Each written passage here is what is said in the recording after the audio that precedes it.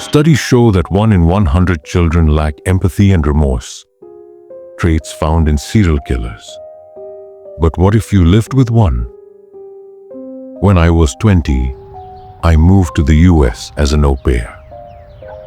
I barely spoke English, had never lived alone, and was placed with the Reynolds family in Black Ridge, Colorado.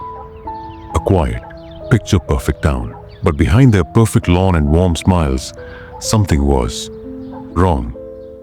The Reynolds had 2 kids. Lucas, 12, was a normal, moody preteen, but Oliver, 9.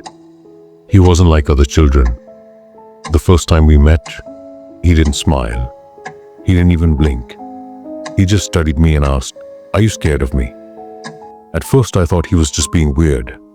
Then, the incident started. One night, I pulled back my blanket. Dozens of thumbtacks were scattered across my bed. My heart pounded. I knew who did it. Oliver started watching me, peeking around corners, standing in my doorway at night, never speaking.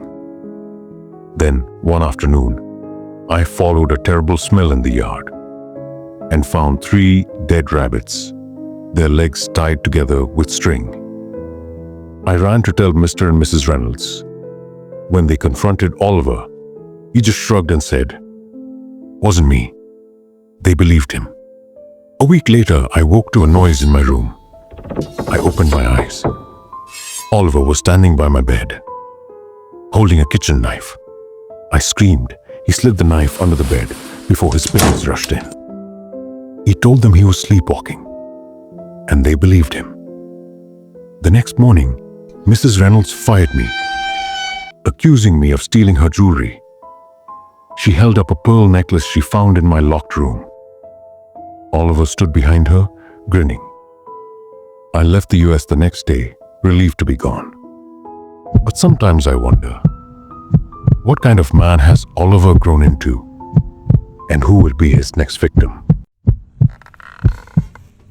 60% of stalking victims know their stalker personally.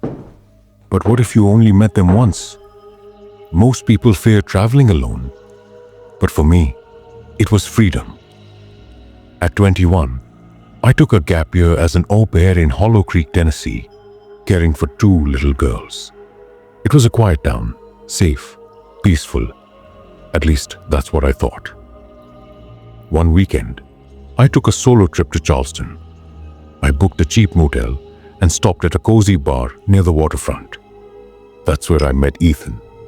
Tall, dark-haired, effortlessly charming. We talked for hours. He asked about my life, my job, my favorite places in Hollow Creek. It felt innocent. So when he offered to walk me back to my motel, I said yes. The next morning, he texted asking to meet for coffee. I agreed. That's when things got weird. He knew things I hadn't told him. At first, I thought I'd just forgotten. Then he casually said, "You live on Briarwood Drive, right?" I froze. I never told him that. That night, I emptied my purse. My ID was gone. Panic hit. I remembered Ethan had playfully grabbed my purse the night before, teasing, "What do you even carry in here?" before handing it back. I blocked his number, took the first bus back to Hollow Creek. But it wasn't over.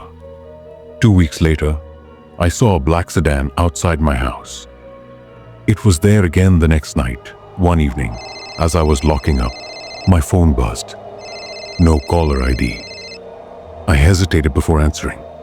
A whisper. "I finally found you."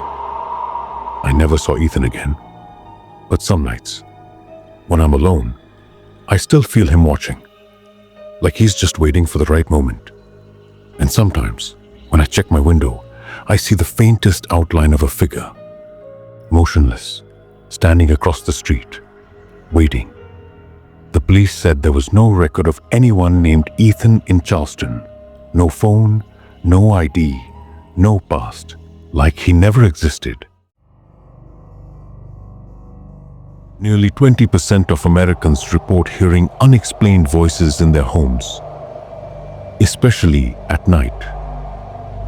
But what if those voices weren't in your head? When I was 19, I took a job as an au pair in Black Ridge, Colorado. A quiet town where neighbors smiled but whispered about things they couldn't explain. I lived with a family in an old Victorian house. 3 floors, stained glass windows, and a basement no one ever talked about. The first night, I woke to the sound of my bedroom door creaking open. My heart pounded. I sat up, barely breathing. In the dim glow of the hallway light, the door was wide open. I told myself I forgot to latch it. But the next morning, my hairbrush was gone, later found in a locked suitcase under my bed. Then came the whispers. Soft at first, faint voices echoing from the hallway.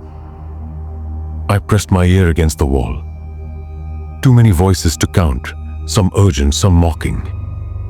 Then one night, a voice whispered my name. I shot up in bed shaking.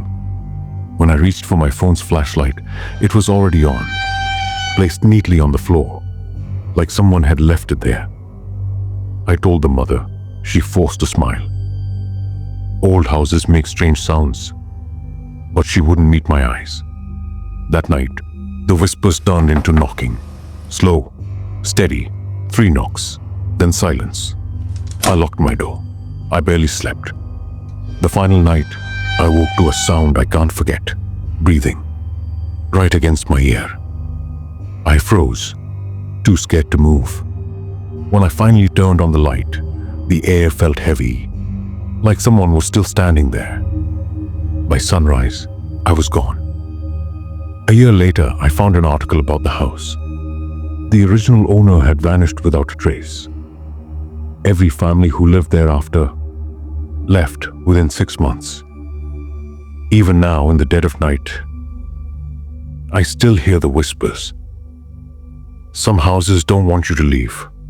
Some houses never let you go.